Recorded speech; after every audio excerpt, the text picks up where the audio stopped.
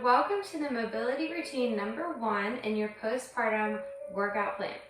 So we're going to loosen up the hips today. You need 2 yoga blocks or just something to kind of use to prop yourself up with. We're going to start out with a nice pigeon pose. So a pigeon pose is going to stretch out the hips. So put your blocks in front of you and you're going to come into a seated position with your leg out in front of you, bent 90 degrees at the knee.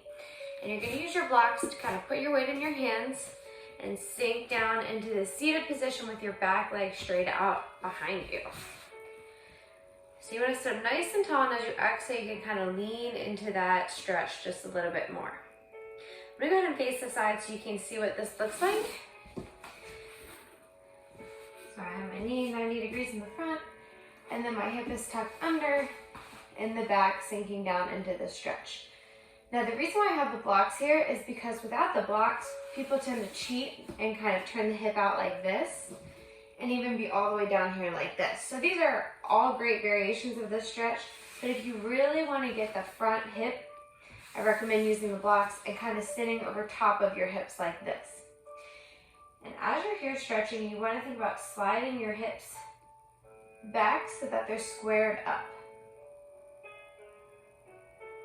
So hold this for a few seconds and then go ahead and switch sides.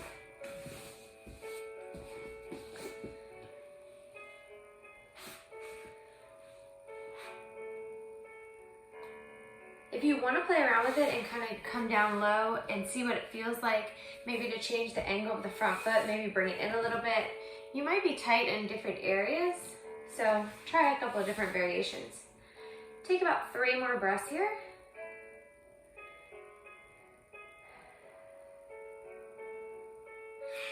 And go ahead and release out. We're going to specifically stretch a little bit more of the piriformis muscle. So the piriformis is actually part of your pelvic floor. It's a small muscle on the side of your butt here. Often people have piriformis pain if they have SI issues or if they have sciatica pain during their pregnancy. So I like to kind of make sure that piriformis is getting a nice release. So to get that, you're going to straighten one leg, cross the other leg in front, sit up nice and tall, and on your exhale, you're going to twist just slightly towards the hip.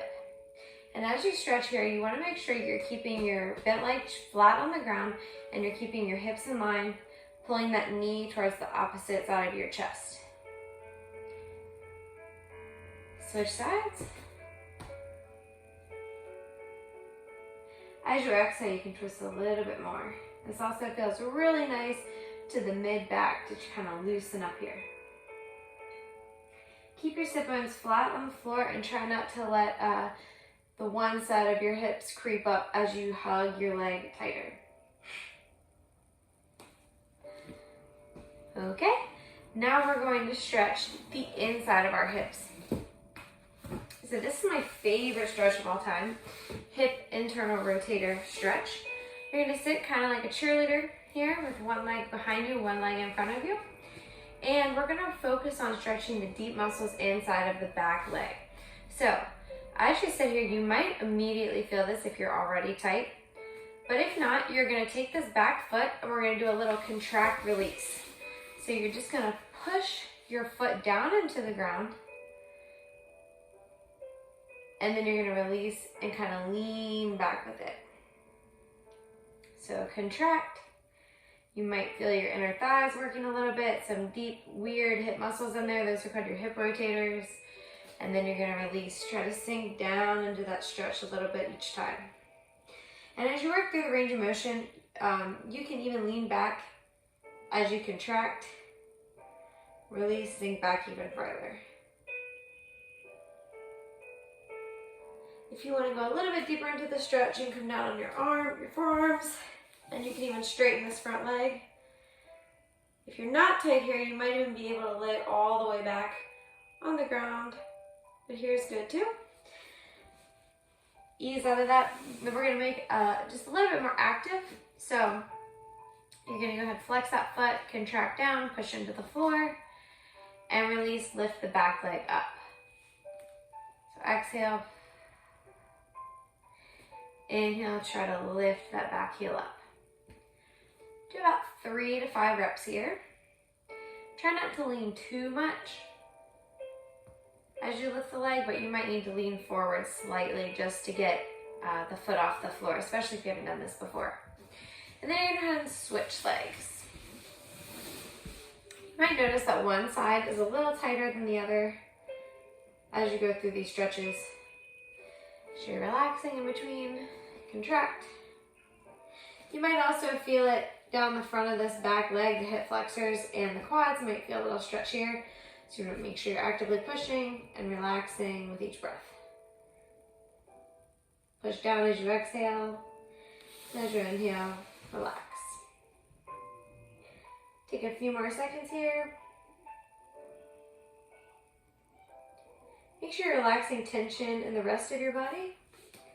Then make this a little more active. Exhale, push down. Inhale, lift up. Exhale, push down. Stay nice and tall. Inhale, lift up. This stretch is really good to do before you go on a run. It helps you from having any duck walk or turning your hips out too much when you're running. And it activates the glutes once you're running and moving, once you have these hip rotators released. So there was your hip rotator stretch. If you notice, you'll go back and forth here, and you should feel a little looser in the hips. I'm just gonna give you one more stretch. I don't wanna overwhelm you. And we're just gonna do an inner thigh groin stretch. So this works the adductor. So you're just gonna come into a frog stretch, and you can come down onto your forearms if you wanna get a little bit deeper into the stretch. If you don't have a nice soft floor like the one I'm on, you can always put down 2 blankets under your knees and do on like a wooden floor where you can slide real easy. And as you come into the frog stretch, you're just gonna come down like you're in a plank.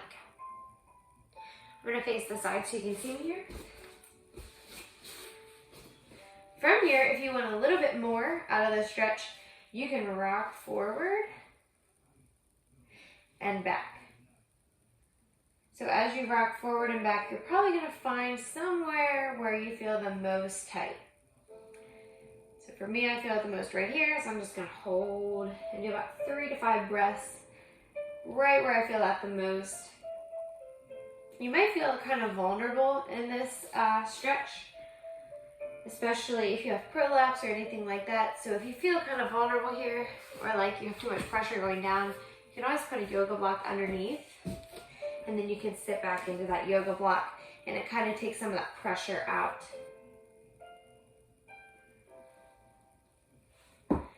Once you've had enough here, you can just shimmy your legs up nice and easy and take it to a nice little child's pose. So as we wind down here, make sure you are releasing your belly.